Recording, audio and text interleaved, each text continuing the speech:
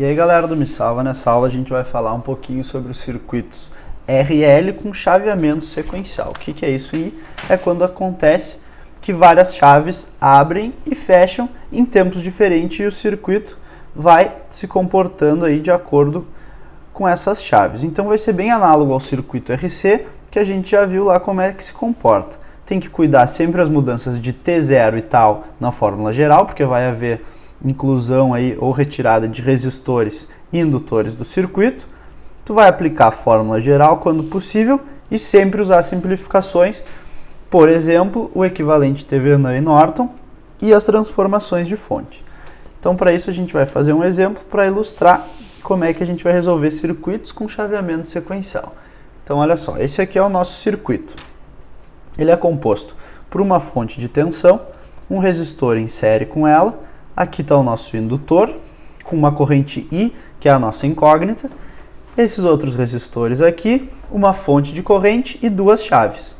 O que acontece? Essa chave aqui, ó, ela fecha em T igual a 0 e abre em T igual a 1.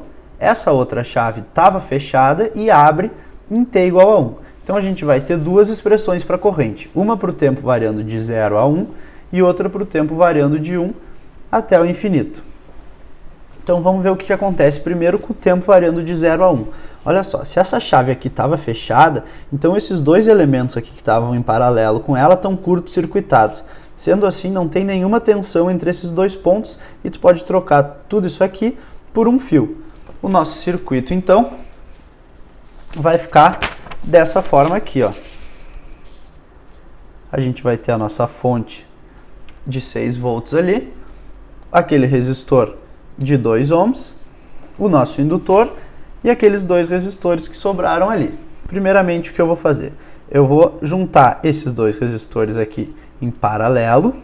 Se tu fizer ali 1/3 mais 1/6 e inverter isso, tu vai chegar num resistor equivalente igual a 2.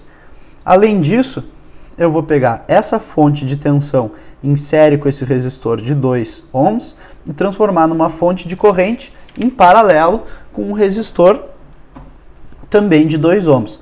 A fonte de corrente vai valer I igual a V sobre R. Então, 6 sobre 2, 3. Aqui está o nosso resistor da transformação de fontes e esse aqui é o resistor proveniente daquela associação paralela lá. Agora eu vou pegar esses dois que estão em paralelo. Se tu lembrar daquele truque lá, tu vai saber que o resistor equivalente é igual a metade do valor deles, que é 1, e o nosso circuito vira esse circuito aqui, que é um circuito RL com uma resposta a uma fonte de corrente de 3 amperes. Então vamos ver quais são as nossas incógnitas aí. Primeiro a gente tem que ver quanto é que é o I de 0. Tu sabe que no tempo igual a 0 o indutor se comporta como um circuito aberto. Então o I de 0 é 0. O I de infinito vai ser quando o indutor se comporta como um curto-circuito. Então toda a corrente que a fonte fornece vai passar por ele. Então a gente tem que I de infinito é igual a 3. O nosso tal aí, ele vai ser calculado como L sobre R. Então isso aqui vai ser igual a 2 segundos. Feito isso, basta a gente escrever a fórmula geral para a corrente I de T para um tempo variando de 0 a 1. Olha só, essa aqui é a nossa fórmula geral. I de infinito é 3, mais I de 0 é 0, menos 3, vezes E, na menos T sobre 2. T sobre 2 é a mesma coisa que 0,5T. Então, isso aqui nos dá 3, que multiplica 1 menos E, na menos 0,5T. Então, a gente encontrou aí a nossa fórmula para a corrente no indutor para tempos variando de 0 até 1 segundo. Vamos ver o que acontece depois que aquelas chaves mudam de posição. Então, olha aqui. Essa chave aqui vai abrir. Então, essa parte do circuito aqui já não importa mais, porque não tem corrente passando para cá. Essa chave aqui vai abrir também. Então, vai acabar com aquele curto-circuito. Então, essa fonte e esse resistor agora vão ser importantes na nossa análise aí. Vamos fazer essa análise e ver no que a gente chega aí fazendo a simplificação desse circuito. Então, olha só. Primeiro, a gente tem o nosso circuito excluindo aquela parte da esquerda lá. Tem os resistores e o indutor. A primeira coisa que eu vou fazer é transformar essa fonte aqui de corrente que está em paralelo com o resistor de 9 numa fonte de tensão em série. Cuidando que essa fonte de corrente está apontando para cá. Então essa fonte de tensão tem o sinal mais para cá. A fonte vai ter um valor de 9 vezes 8, igual a 72 volts.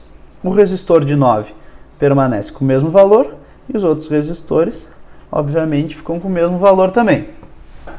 Agora, nesse resistor aqui, nesse circuito que eu cheguei aqui, o que eu vou fazer? Eu vou juntar esses dois resistores aqui em série, vai dar um resistor de 15 ohms. Em série, com uma fonte de 72 volts aqui. O que eu vou fazer? Eu vou transformar essa fonte em série com esse resistor em um resistor em paralelo com uma fonte de corrente. Nota que a fonte de corrente vai estar apontando para baixo e esse resistor de 15 ohms vai estar em paralelo com esse resistor de 3 ohms. Juntando esse resistor de 15 ohms com esse de 3, a gente vai chegar nesse circuito aqui, ó.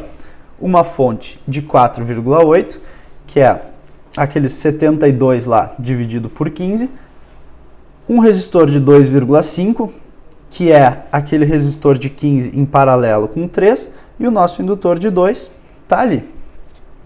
Então, olha só, vamos ver quanto é que é I de infinito.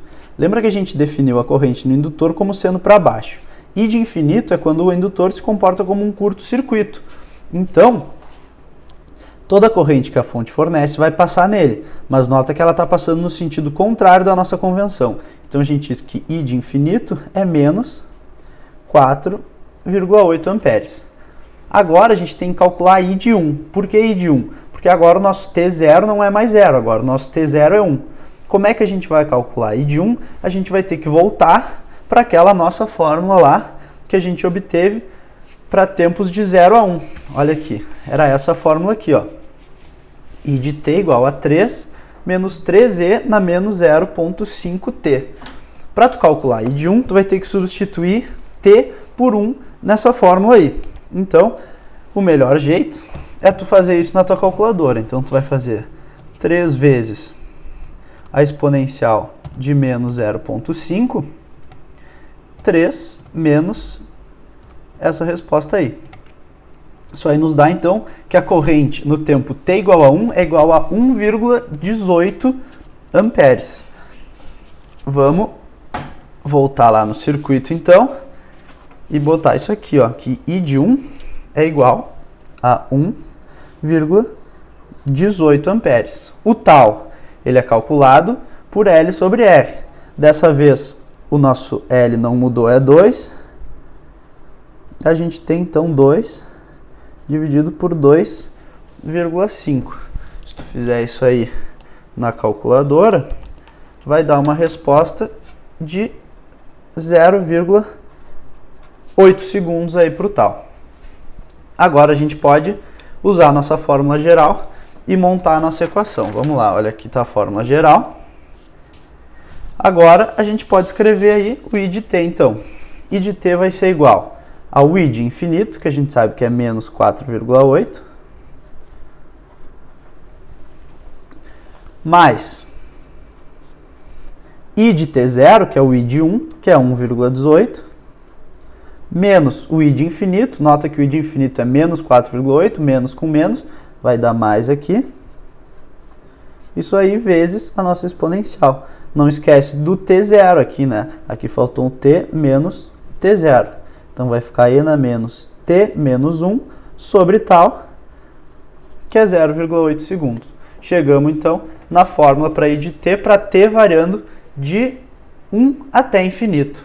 Vamos dar uma olhada nessas respostas e vamos ver se elas estão coerentes, então. Olha só, essa aqui é para o tempo variando de 0 a 1. O que acontece quando o tempo é igual a 0? Essa exponencial aqui vai para o valor 1, então a gente tem que a corrente é igual a 3 menos 3, 0. Tá certo. Quando o tempo é muito grande, não importa pra gente, porque isso aqui só vale até o tempo igual a 1. Então, no tempo igual a 1, a gente sabe que a corrente é 1,18. Vamos usar essa fórmula aqui para ver se está coerente. Se a gente botar t igual a 1 aqui, essa exponencial vai para 1, a gente tem menos 4,8 mais 5,98. Isso vai dar exatamente 1,18, que é coerente. Se a gente fizer o tempo tender ao infinito, essa exponencial fica muito grande, isso aqui tudo vai para zero, e a gente fica aqui igual a menos 4,8, que é justamente a corrente que aquela nossa fonte estava fornecendo lá. Esse foi o exercício, então, de chaveamento sequencial com circuito RL, um exercício bastante difícil aí, que tem várias coisas que tu tem que perceber na hora de fazer. Era isso aí, então, até a próxima aula.